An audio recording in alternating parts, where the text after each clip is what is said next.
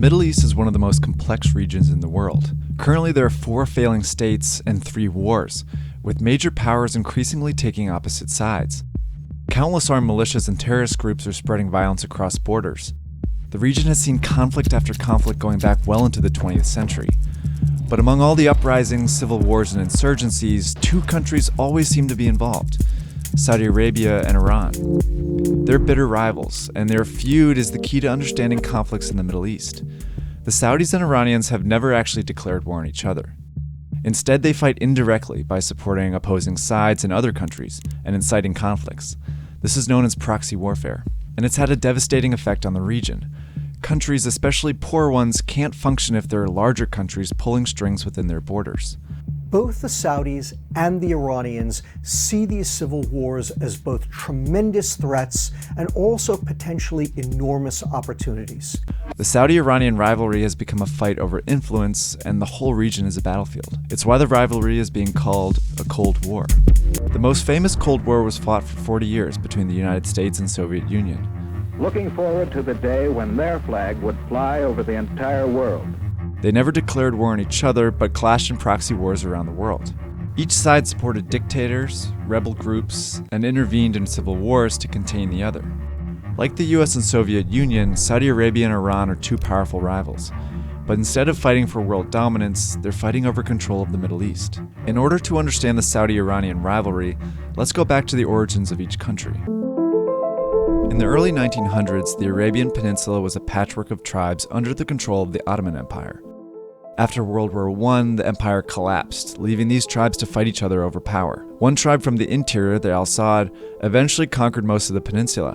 In 1932, they were recognized as the Kingdom of Saudi Arabia. 6 years later, massive oil reserves were discovered in Saudi Arabia, and in an instant, the Saudi monarchy was rich. That oil money built roads and cities all around the desert country, and it helped forge an alliance with the US. On the eastern side of the Persian Gulf, another country was emerging, but having a much harder time. Iran also had massive oil reserves and an even bigger Muslim population, but constant foreign intervention was creating chaos. Since the 18th century, Iran had been invaded by the Russians and the British twice.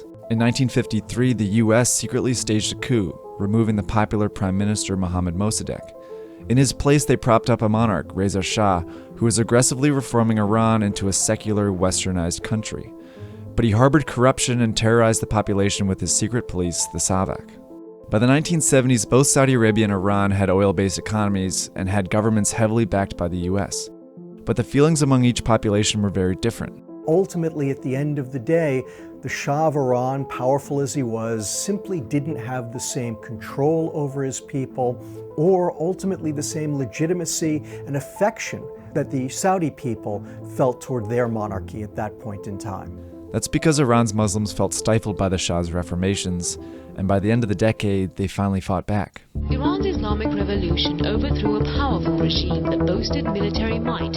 It's really in 1979, when Ayatollah Khomeini and the Islamic Revolution overthrow the Shah, that the real tension between Iran and Saudi Arabia began. Ayatollah Khomeini was a Muslim clergyman who preached against Western-backed secular monarchies. He advocated for a government that was popular, Islamic, and led by the clergy. And in 1979, he led a revolution to establish just that.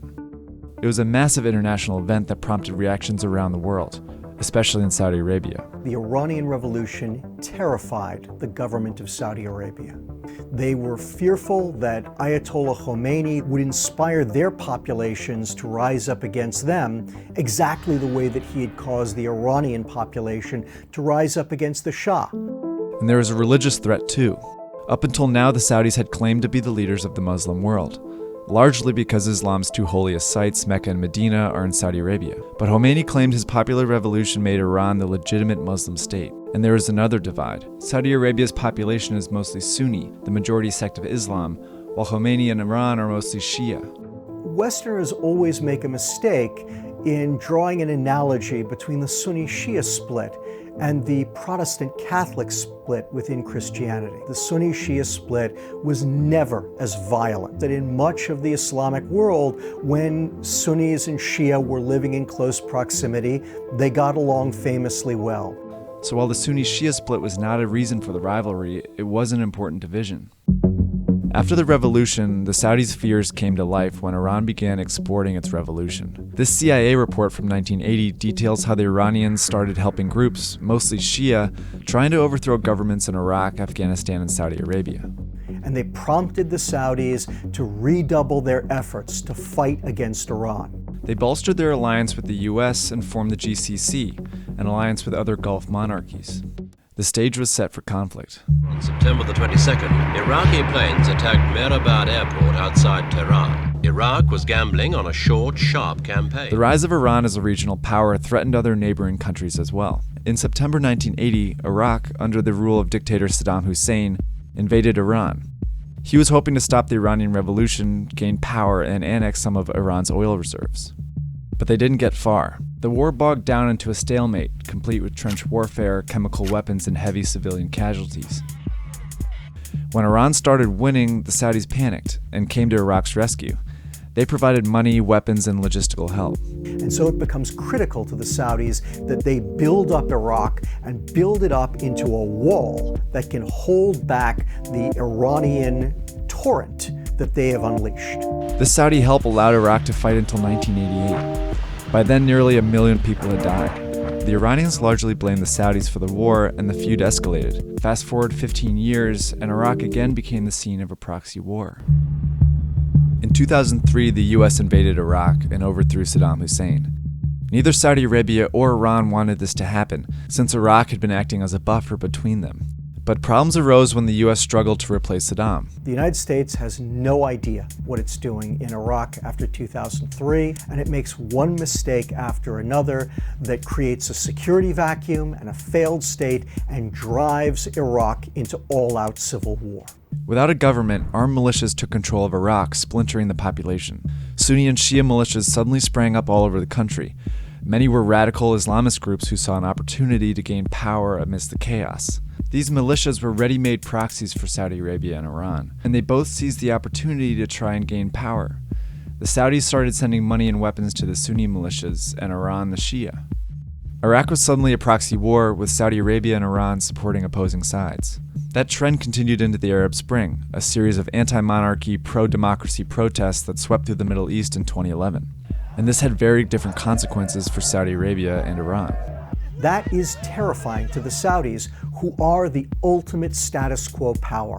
They want the region stable, and they don't want anybody rising up and overthrowing a sclerotic, autocratic government for fear that it might inspire their own people to do the same. The Iranians are the ultimate anti-status quo power. They have been trying for decades to overturn the regional order. Each country threw their weight behind different groups, all over the Middle East. Just like in Iraq, the Saudis began supporting Sunni groups and governments, while Iran helped Shia groups rise up against them. For example, in Tunisia, the Saudis backed a dictator while the Iranians stoked protests. In Bahrain, Iran supported Shia leaders seeking to overthrow the government. Saudi Arabia, in turn, sent troops to help quash the unrest. Both got involved in Libya, Lebanon, and Morocco as well. As Saudi Arabia and Iran put more and more pressure on these countries, they began to collapse. Now the feud has gone a step further, with both countries deploying their own militaries. In Yemen, the Saudi military is on the ground helping the central government. They are fighting the rebels called the Houthis, who are an Iranian proxy group. And the reverse is happening in Syria. The Iranian military is fighting side by side with militias, some of them extremist groups like Hezbollah, in support of dictator Bashar al-Assad. They are fighting rebel Sunni groups who are Saudi proxies. The more civil wars that broke out in the Middle East, the more Saudi Arabia and Iran became involved.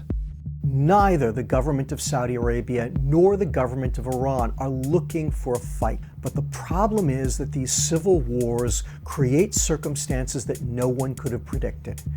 Both the Iranians and the Saudis feel their vital national interests are threatened, are in jeopardy, because of different things going on in these civil wars, things that they blame each other for. Now the Cold War is drawing in other countries. The Saudi government is threatening Qatar, a tiny Gulf state that was developing ties with Iran. Meanwhile, in Syria and Iraq, the terrorist group ISIS is nearing defeat, and both the Saudis and Iranians are angling to take control of that territory. It's a Cold War that's becoming incredibly unpredictable. As the Middle East continues to destabilize, it's hard to say how far